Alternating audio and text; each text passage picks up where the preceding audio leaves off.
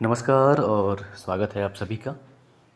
आज हम पढ़ेंगे मुद्रा के बारे में और मुद्रा के प्रकार क्या हैं उसके बारे में, साथ ही कुछ महत्वपूर्ण फैक्टों को भी जानेंगे।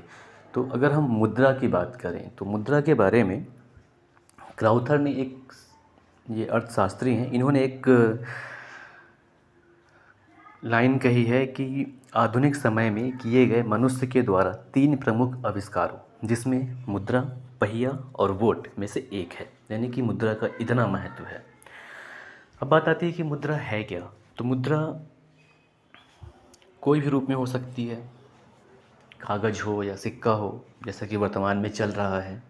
ये किसी भी रूप में हो सकती है और यह ऐसे कह लें कि कोई भी वस्तु या कोई भी ऐसी चीज़ जो सभी प्रकार के व्यवहारों को पूरा करने में भुगतान के माध्यम में प्रयुक्त की जाती हो, मुद्रा कहलाती है।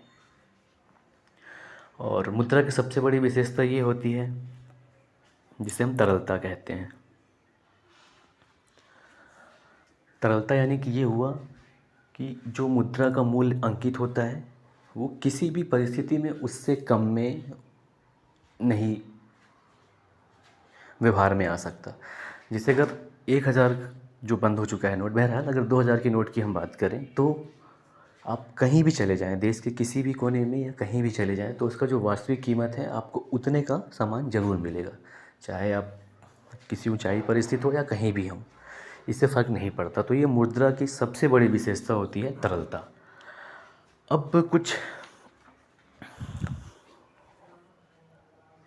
अन्य तथ्यों की बात कर लें तो एक होता है नज़दीकी मुद्रा या नियर मनी। तो ऐसी संपत्ति को जिसे जल्दी और आसानी से मुद्रा के रूप में परिवर्तित किया जा सकता हो, नज़दीकी मुद्रा या समीपस्थ मुद्रा कहा जाता है। और मुद्रा के प्रकार की अगर हम बात करें तो मुद्रा में मुख्यतः सिक्के, करेंसी नोट या जिसे पत्र मुद्रा और बैंक मुद्रा शामिल हैं। यानी कि करेंसी, सिक्के और बैंक मुद्रा या जमा मुद्रा शामिल है। तो बैंक मुद्रा और जमा मुद्रा एक है। करेंसी की बात कर लें, करेंसी यानी सिक्का, सॉरी करेंसी यानी पत्र मुद्रा, और सिक्के की अगर हम बात कर लें तो ये धातु के बने हुए मुद्रा होते हैं। इसके अलावा टोटली धात्विक नहीं होती, उसमें कुछ मिक्स किया जाता है। जैसे 1 का सिक्का हो गया, 2 का सिक्का हो गया, 5 का, 10 का, 20 का, है ना।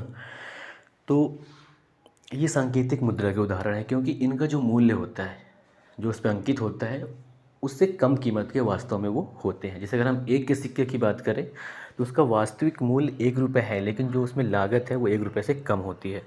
तो ये है धात्विक मुद्रा का उदाहरण, जिसे हम सिक्का कहते हैं। और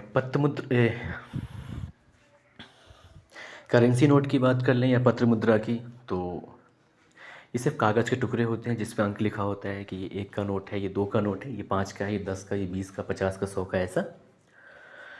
और इनका अपना कुछ भी आंतरिक मूल्य नहीं होता। यानी कि जैसे 2000 का नोट है, अगर उसको हम देखें तो उसका कागज़ का कोई उतना वैल्यू नहीं है, लेकिन जो उस पर अंकित किया गया है मेन, उसका वैल्यू है। और जो ये पत्र मुद्रा होता है या करेंसी नोट होता है, तो इसका दायित्व तो रिजर्व बैंक ऑफ इंडिया का होता है, लेकिन भुगतान का अंतिम दायित्व केंद्र सरकार का होता है। ठीक है। और एक तीसरे प्रकार की मुद्रा हो गई जमा मुद्रा या बैंक मुद्रा।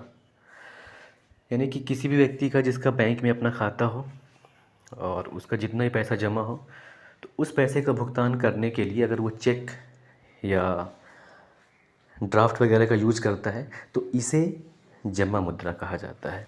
और एक अन्य प्रकार भी है मुद्रा का, उसको भी जान लें, वो है वैधानिक और गैर वैधानिक मुद्रा। तो वैधानिक मुद्रा की अगर हम बात करें तो वैधानिक मुद्रा में शामिल है सिक्के और करेंसी। यानी इसके लिए अगर आपके पास सिक्के और करेंसी है तो आपको ज़रूरत नहीं है कहीं भी जाकर बैंक के माध्यम से पेमेंट करने की, आप खुद अपना भुगतान कर सकते हैं। तो सिक्के और करेंसी को वैधानिक मुद्रा कहा जाता है। और अगर हम बात करें गैर वैधानिक मुद्रा की, तो ध्यान दीजिएगा, गैर वैधानिक मुद्रा के ऊपर अक्सर सवाल पूछ लिए जाते हैं। तो जितने भी चेक्स होते हैं, जो चेक हो गए और जो डिमांड ड्राफ्ट हो गए, इसके अलावा बिल वगैरह हो गए, तो ये सभी गैर वैधानिक मुद्रा में के तहत आते हैं, क्योंकि ये जो भी है ये विश्वास पर चलते हैं। इसको सामने वाला लेने से मना भी कर सकता है। और वैधानिक मुद्रा को फिएट मुद्रा या अनुज्ञापित मुद्रा भी कहते हैं, ध्यान दीजिएगा। और गैर वैधानिक मुद्रा ये सिर्फ विश्वास पर चलता है, जिसमें शामिल है चेक, डिमांड ड्राफ्ट, बिल, है ना। तो अक्सर सवाल पूछता है कि गैर वैधानिक मुद्रा कौन सी हैं। तो गैर वैधानिक मुद्रा में वे सभी मुद्राएं जो विश्वास पे चलती हों, गैर वैधानिक मुद्रा कहती हैं। उदाहरण हैं इसके, चेक हो गया, डिमांड ड्राफ्ट हो गया और बिल वगैरह। और वैधानिक मुद्रा की भी एक सीमा होती है, जैसा कि वैधानिक मुद्रा में करेंसी होते हैं और सिक्के होते हैं। तो करेंसी को लेने में किसी को उतना दिक्कत तो नहीं होता है कभी भी कहीं भी, लेकिन अगर बात सिक्के की आती है तो लोगों को दिक्कत होता है। तो सिक्के की जो ग्राह्यता यानी कि ग्रहण करने की क्षमता होती है लोगों की, सीमित होती है। वो चाहे तो लेने से मना कर सकते हैं, मतलब एक हद तक वो ले सकते हैं, उससे ज़्यादा वो नहीं ले सकते। जैसे अगर आप 1,000 का सामान ले रहे हैं, आप सोच रहे हैं कि हम पूरा 1,000 का सिक्का ही दें किसी को, एक एक का, तो वो मना कर सकता है। आप अधिकतम 1,000 के सामान पर आप 100 रुपये का सिक्का दे सकते हैं। तो ये हो गया वैधानिक मुद्रा की बाह्यता। तो ये था मुद्रा से संबंधित कुछ महत्वपूर्ण तथ्य और उनके प्रकार।